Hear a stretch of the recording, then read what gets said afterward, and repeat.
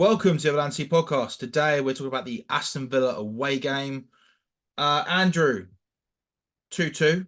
We didn't do a pre-game for this episode. However, I actually, after the Arsenal game, had potentially a 3 or a 4-0 to Villa for this game.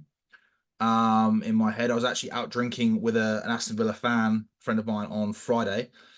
And I think he thought it'd be more 2-1 to Villa and actually thought Chelsea might pip it and go 2-2. What were your thoughts on the potential score prediction and what were your thoughts on the game?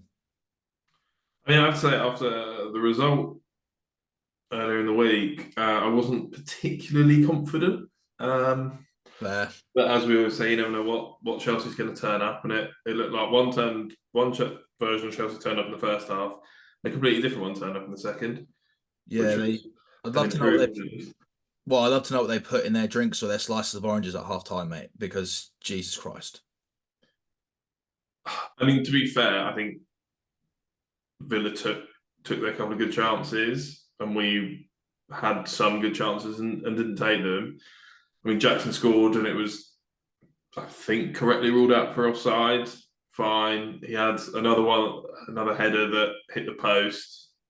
So it wasn't all bad in the first half, but it's the same issues of being too easy to catch on the counter attack.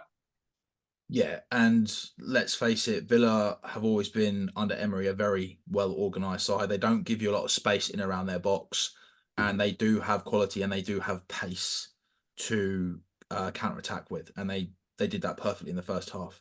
I do think they took their foot off the accelerator a little bit in the second half, and then can get back going again. But Chelsea definitely worked their press more, and I think it's like what I don't understand is where was that press in the first half and where was that press in the Arsenal game, really? Because like, wow, we can actually still press because we pressed really well in the second half. Um, I did see a comment actually saying that we made a slight change in the second half to do with formations, which was quite subtle. Which was Cucurella kind of going into midfield a bit more next to Caicedo. And I thought Cucurella's runs off the ball in and around the opposition box were brilliant, and he trapped back like a trooper. Definitely helped Caicedo. That's probably been his best game. I saw some stats earlier. I forgot to save it, but that his stats were incredible for that game. Uh, Yeah, he was given man of the match, and I think he deserved it. well, yeah, I think he was given man of the match in the game, but then afterwards I saw on an app, I think it was the fancy football app, that Hmm. Conor Gallagher got man of the match. I've been voted man of the match by the fans. So I don't know which one's the official one. I'm guessing the one that they broadcast over the TV is the official one. I believe so. I didn't Um, came around but to watch the presentation. I yeah, believe that is what happens. Um, yeah, he was everywhere for me and stopped a lot of what could have been very dangerous counter attacks and got us sort of going back the other way again pretty quickly. And really, Aston Villa didn't have a sniff in the second half, and a lot of the time, I think that was Caicedo just getting to the danger immediately and snuffing it out. yeah, I think he was just more resilient. He was steelier, a lot stronger in the possession. He didn't always lunge into tackles. He wasn't grabbing people. He was just there, close, not giving them like an inch to move. And he waited and he waited and he bought his time and he took the opportunity to defend or to tackle when he should have. It was really good, and I thought he was better on the ball as well. There were times where he did some good balls up to the top, had a couple of shots all on target as well. Every single one, 91% pass accuracy as well. Like he won 12 out of 14 duels, I think it was as well, most in the Doesn't game. surprise me. Yeah. So yeah, definitely up there for consideration. That he should be named man of the match. But I mean, the first half and the second half though were two very different performances. Would you think we were? I do think Nicholas Jackson was offside for the first one. I thought it was offside before they went to VAR. If I'm brutally honest. Um, Really? I thought it was no, I close. did. No, I did. I I did. thought it was very I really did. close. I really did. Just there was just a little. There was just a really like a little bit of it, and I was like, oh, do you know what? I think he's gone just. I mean, I didn't think it was as close as it was going to be when you see it on the lines. Hmm. I thought he'd gone a little bit sooner than that, but I did have a suspicion that he was offside. Oh, Um, Great goal though. I was gutted for him. probably Great one of the finish. best finishes he's done all season. Mm. Were we unlucky not to get the 3 points? Did we deserve the 3 points? I think we deserve the 3 points. I think a nudge in the back can always see it being given. I don't think we can be too upset about that being given as a foul. The upset that I have about it is the fact that that was sent to the screen, and we've had two incidents in sort of the week before that weren't sent to the screen, where we've talked about on the show, where like the City one, he obviously hasn't seen it's even touched his hand, and the ref should be making a decision on the pitch. And then if you compare the level of contact and the potential for a foul in that one, and then what Gabriel did to Donny Madueke, where he just lost the ball and he basically rugby tackled him to the ground and got Arsenal running again, I did think we've just been hard done by VAR three games in a row. Yeah. Because this one's the one where they're like, oh no, we're actually show it on the screen and let the ref make the decision. And I think all three of those situations probably should have gone to the ref to make the decision on the day. Yeah, I mean the VAR. I don't have an issue really with the challenge, because at the end of the day, it's a push in the back. It's not a big push, but it's enough. The what I find hilarious about it is there's only one Villa player that actually protests when that happens, which is, I think, Pau Torres in the middle. There's one player and he puts his hands up like that. Even after it goes in, not a single protest. No, like you even watch Diego Carlos, whatever his name is, the one who gets pushed, Yeah, doesn't say a fucking word, doesn't react, nothing. Which I I thought, thought a few of them were, to be honest. no, not from what I saw, unless that's another clip that I didn't quite see. I, But I think there was a few of them surrounding the referee, actually. oh, maybe yeah. Um, but yeah, the problem is as well is VAR will always. You've always said it to me. VAR will always look at stuff that happens in the penalty box, um, and it led to a goal. So Yeah.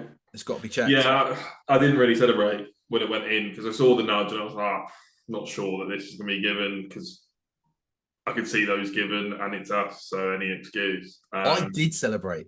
Did you? But the reason I celebrated, because I genuinely know the reason being was I paused for a moment because I was like, he's going to blow the whistle. Hmm. Like the ref can see it. Like Hmm. he's looking right at it. So Hmm. for me, I'm going, he's seen it and he's gone, nah, play on. Yeah. And then when he's blown his whistle and he's given the goal, at that point, I'm going, he's not even let play continue to see what happens. He's literally gone, well, no, that's what he's done. He's played to see what happens. He's given a goal. So I'm going, well, there's nothing wrong with it. So I celebrated. And then all of a sudden, Hmm. slowly but surely, it was like, oh, VAR checking. You're going, oh, no. And as soon as that happened, I was like, nah, it's a free kick. It's a free kick. Hmm. Um, But I do think overall we deserved to win the game. I think we were closer to them in the first half than they were to us in the second. I think they were oh, yeah. atrocious in the second half. Yeah. No, 100%. We had some chance in the first half that didn't really work, and they kind of scored with their good chances in the first half. Well, we grew into the game, I think. I think we really grew into that game. And in the second half, even when we came out, we didn't just sort of play the same way from minute one. We grew into the second half. We got better and better as the second half hmm. went on. I mean, my only number one, the goals were good, to be fair. Hmm. I said Jackson's goal that was disallowed was good. Uh Madueke's goal was Yeah. nice. Conor Gallagher with his left foot was good. I mean, to be fair, if Conor doesn't get that, we get a penalty anyway, in my opinion. Oh, no, sorry, it's the way around. When Madueke scored, Conor got fouled as he Yeah. uploaded the ball. That would have been a penalty in my book. If they said, oh, you had the advantage with the shot, I'd been like, no, we get a fucking penalty. I've been very upset, yeah. And I thought Disazzi's header, considering we struggle with set pieces, and I know it wasn't a set piece, but we struggle within the box, Hmm. height with heading. I thought it was a good finish. Yeah. Um, I'm just really annoyed that Cole Palmer missed the one-on-one before that. You couldn't I'm have not. No, I'm annoyed he didn't pass. really. Well, yeah, the fact that we didn't score from that chance, I think there is no one else in the Chelsea shirt that I'd have selected to have that chance. Well, as soon as he's got past the defender, because you had Caicedo and Gallagher on the left, and actually at one point I'm going, yeah, okay, kind of glad you didn't pass because they kind of get in each other's way. Caicedo dropped Hmm. back and was almost about to back into Gallagher's line. Right.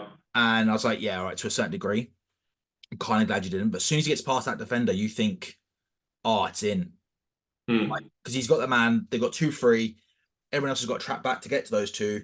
You're going, oh, just feed it through. He's got past him. You're going, oh, go on, here we go. And yeah, just hits the foot, the foot of the keeper or the leg of the keeper.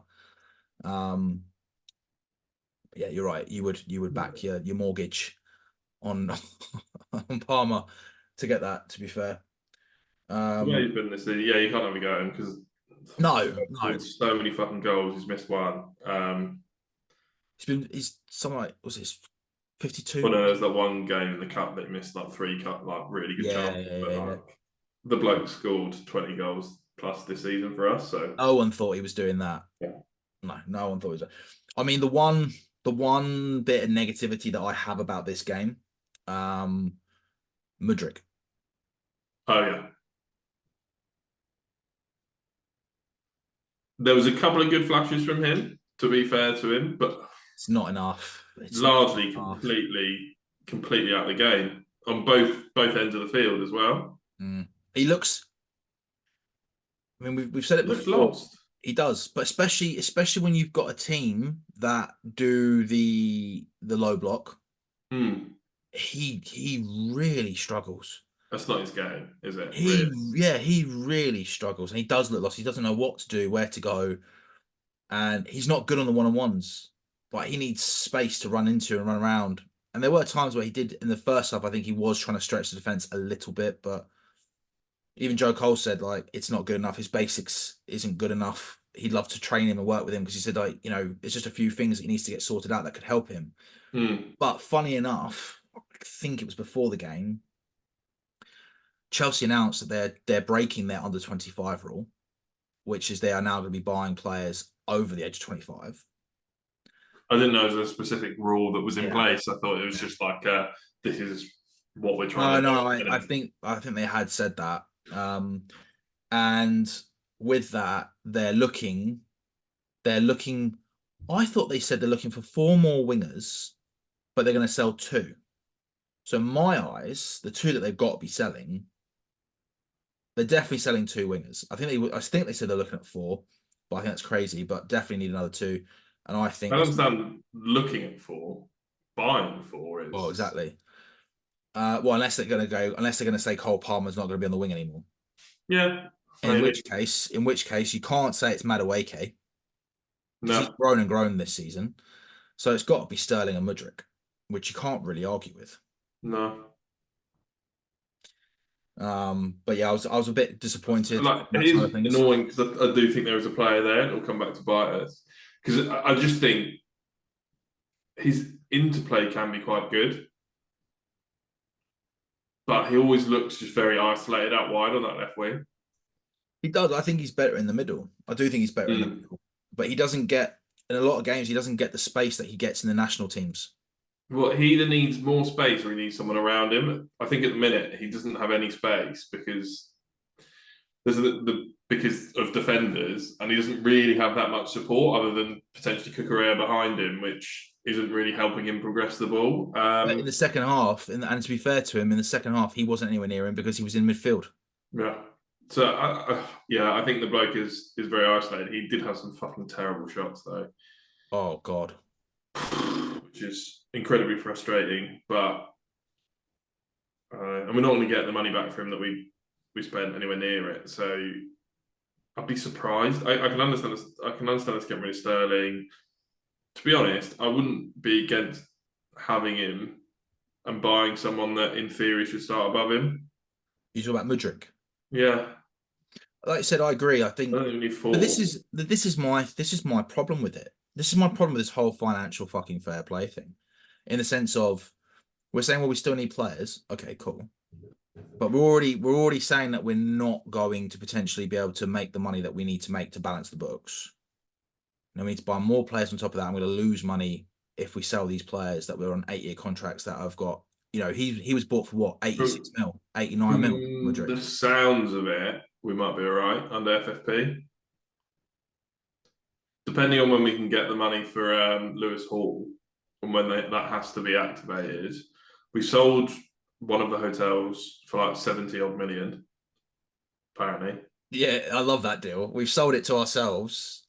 It's under a different name, but we've sold it to them, but we still actually have managing control over it. Yeah, So we still get to say what happens to it and the day-to-day runnings of it. It's bloody yeah. hilarious. And we get paid to run it as well. So the income Yeah. stays. Yeah. Um, I don't think that's allowed though. I think there are a lot of people saying that actually that's not been gone through. It's not been approved because it's a I get all my bit shit dodgy. on Instagram, but apparently the Premier League have accepted the sale of it. Whether they accept the future income of it, I don't know. But I think the sale of the hotel, I'm not sure there's much they can do about it, to be honest. I don't know. You don't know what's allowed and what's not really at the end of the day. That's the It problem. is very murky with the FFP as to like what is included, what isn't included. UEFA's system, the Premier League system is different, and I did a lot of research on it when I was trying to do the FFP episode, and that will come at some point. But it's not easy to find specifically what transactions go in, and then even if you knew that information, it's impossible from the accounts to actually work out what the FFP position is. Yeah. So it's all murky. You don't know what's going the what the Premier League are actually seeing. Well, again, I think when it comes down to it, because obviously people have said, "Oh, you've still got a chance to make Europe." I'm going, well, yeah, does that? But I don't think that really matters because we might be okay Premier League wise, but we're probably not going to be okay financially with FFP with regards to what the European tournaments want to see.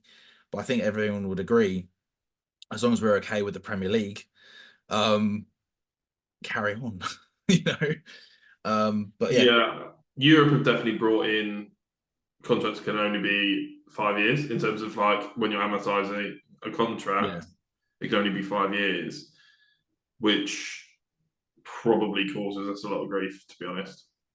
What is in those players won't be able to play for us? No, as in terms of not being able to, because we can't amortize it over 8 years, the cost per year goes up, and therefore we are much more likely to fail Oh, I see. the Yeah, UEFA standard than we yeah. are With you, with I'm with you. the Premier Leagues. No, but I do agree. I do agree. I personally wouldn't get rid of Mudryk too soon. I do think that there is potential there. We've seen it in certain games where he's been actually really good. Not a Mm. lot, but there's certain games you go, nah, he was good today. Um, but yeah, it's just that's the only downside I have to that game. I thought Silva came in and bossed it well. I thought Chalobah right back, he's done brilliantly again. Mm. Um, and yeah, Connor and Palmer, Madueke, he he was brilliant, and Jackson as well.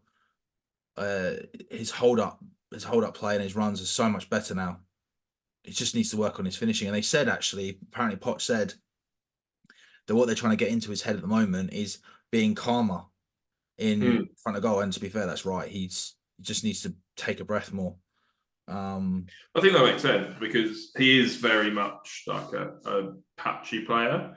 I think there's times where, and I think a lot of that is when your confidence is high, you are more relaxed because you just think you're going to score it. And I think at the minute, he Things are doesn't going your quite back way. So himself yeah, and he doesn't have that confidence. And therefore, he probably is just a bit tense and a bit rushing things. I think a lot of it is we've got a lot of good players. There's some doubts over whether they can, some of them can play together, and there's some doubts over the consistency, which is always the case with young players. But it's now we've now caused ourselves a lot of problems in the fact that we've bought a load of these young players who now are used to playing week in week out. If we buy more experienced players above them to go above them, then you can have unhappy players. People aren't going to want to pay the amounts that we're paying, and it's going to cause us a lot of problems. no, So no, I disagree. I disagree. I know what you're saying, but I think at the end of the day, that's what I think we're lacking. We're actually lacking competition for places because half the team's been out injured.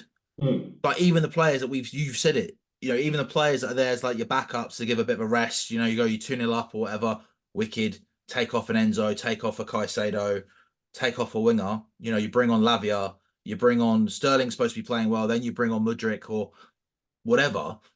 The fact we've had half the team out injured for the vast majority of the season, we've not had competition for places. So No. that's one. But also we don't have, and also the experienced players that we've had have all pretty much been injured.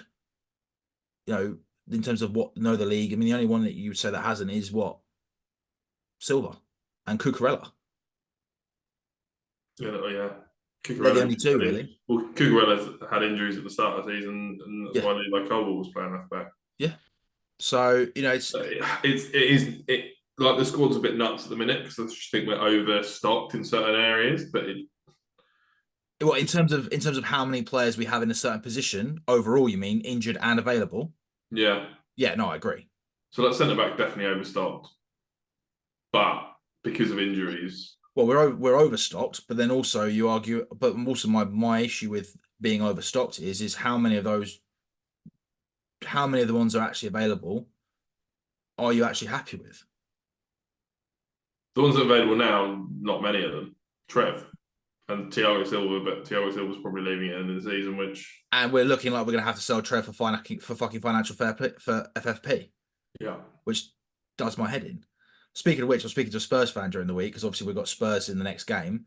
He was yeah, licking his lips at the opportunity to get Conor Gallagher there, licking his lips.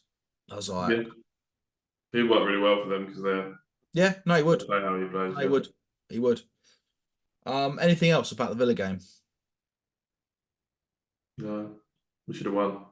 We just need to start actually winning games that we should win. Yeah, but we've said that for most of the season.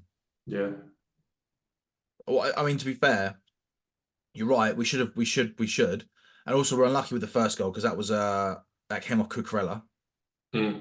went down as an own goal. Um, but realistically, if we're playing the way we did in that second half more often, we should be winning.